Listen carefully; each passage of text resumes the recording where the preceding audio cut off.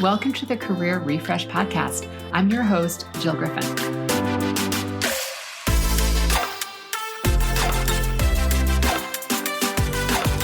I'm a former media and marketing executive turned career strategist and executive coach. I spent my career working my way up and through the ranks of global organizations and startups, and today I show others how to do the same.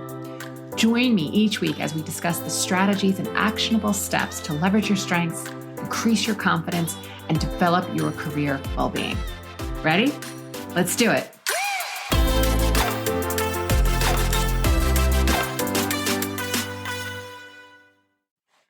Hey everyone, welcome back to the podcast.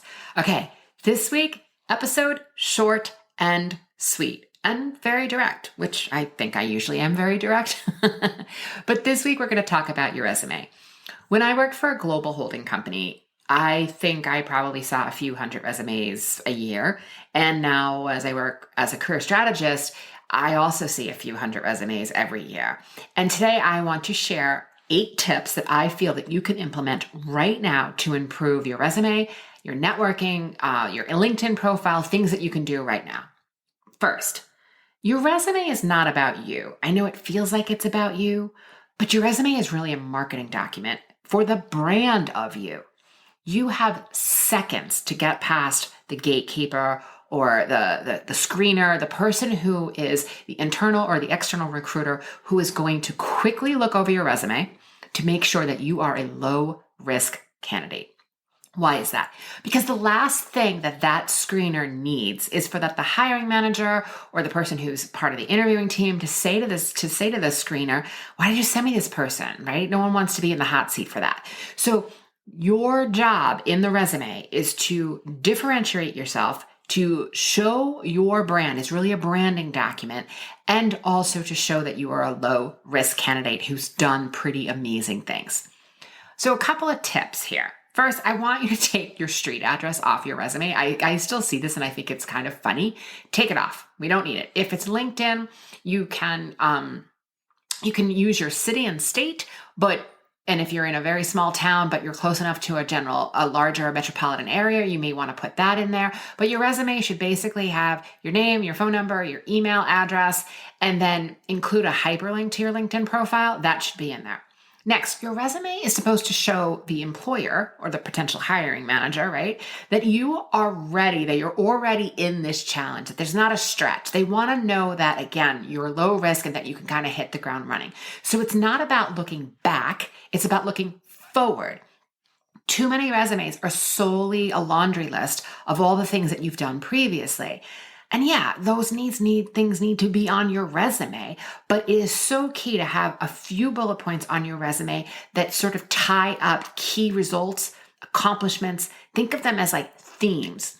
And at the senior level, this is not a credentials game. We know that you've done it. This is about, again, how do you differentiate yourself so that you are remarkable and that you are remembered? Again, it's your branding. You also want to think about the list of key strengths and skills that will be attractive to the person who is screening the resume. And as you know, we read left to right, but we also read 25% slower on screen. So the skimmer is going through this really, really fast, and they're going to make sure they find the bullets that are relevant with their eye. So if you've had a chance to see the job description or a similar job description, make sure you've aligned those bullets around strengths and skills that are attached to the job description. And if you don't know, see what you can pick up from either talking to other confidants, talking to people in the industry, or if there's anything on the website or any collateral on their social media profiles that give you an idea of the types of things that they're looking for. A lot of companies print out their values on their website. That might also be another place that you can pull from, assuming you align to those. The next thing I want you to do is you do go into more of a standard resume here and listing out the roles you've had, but I don't want you to list this as just the things that you were doing, right? You know, this idea of like, I manage something. Well, that's not really a proactive word. I know it feels like it is, but not in today's marketplace. I want to see words like developed, generated, drove, achieved, secured, led, all action words. And then also you want to think about in this section that you're showing people the challenges you faced, the value that you brought to the role. And here's also a place where I want numbers, I want percentages, I want the impact. If the number is too small, do it as a percentage. And also think about impact like 2x, 10x, those types of things are also acceptable for the section. Okay, next is a networking resume. So many opportunities that are out there are either on the underground job boards, which is like really word of mouth, or they're completely unlisted, especially when these roles are getting into multiple six figures. And the purpose here is that you don't want someone to have to figure out how to market you or how to introduce you or how to connect you with another. Plus, we don't do invisible labor here, and we're certainly not going to let someone else figure out how to describe our magic.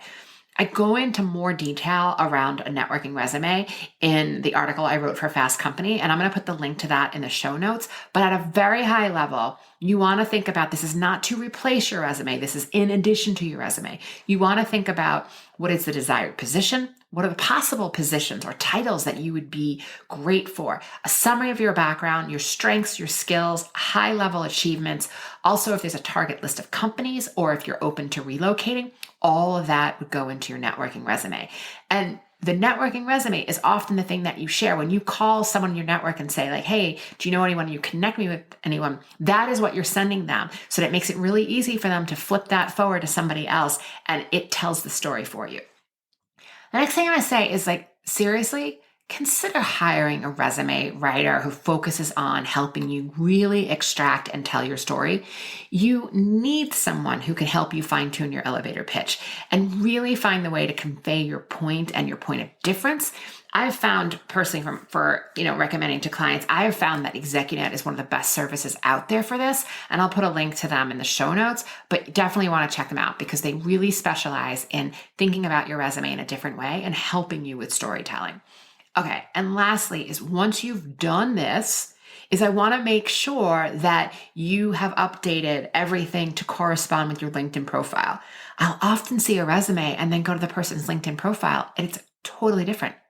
95 job applicants are submitted every minute on LinkedIn. 6 people are hired every minute now from LinkedIn. And there's something like almost a 90% year-over-year increase in confirmed hires on LinkedIn just in the last quarter. I've also created a top 10 pro tips to help you stand out on LinkedIn. I'm going to put that in the show notes, okay? Short, sweet, you can implement these steps today, make it happen. All right, my friends, you got this. I really appreciate you being here. Have a great week, and I'll see you next time.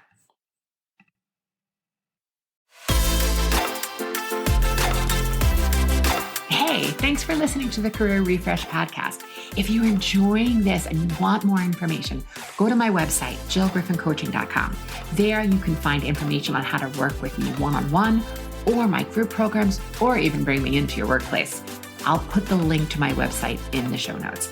But hey, listen, before you go, do me a favor, rate and review this podcast because it definitely helps me get the word out to people everywhere so that they can also thrive in the workplace.